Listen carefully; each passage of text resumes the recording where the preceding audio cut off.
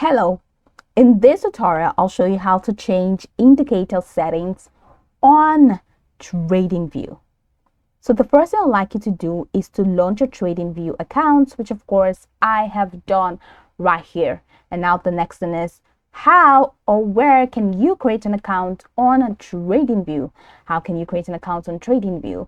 All right, the first thing I'd like you to do is to launch any browser of your choice. And once you do that, locate the search bar of your browser. In the search bar, type tradingview.com, and that's going to take you right into the official website for Tradingview. Once you get into the website, just follow through with the on-screen instructions to create your account. And after creating your account successfully, it's going to take you right into this fantastic homepage where you can now relax and explore a couple of options to help you have an exciting time in Tradingview. So now right here, let's quickly hop into today's text, and that is how to change indicator settings on Tradingview.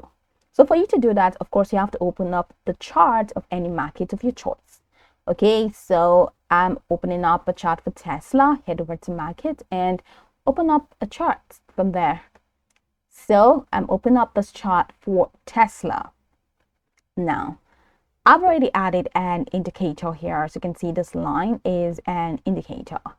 Now, let's say I want to change the indicator setting, or I just want to change the indicator itself.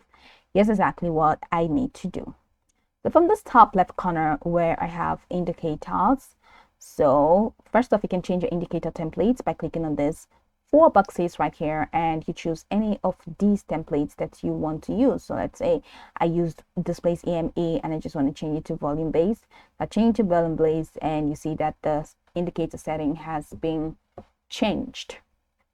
So that's it. So changing the template, changing the settings, and you can also change the indicator itself by clicking on indicator, and then you head over here we have personnel, technicals, financials, and community. Set it to technicals and set it to indicators, and look for any of these indicators and just add or change.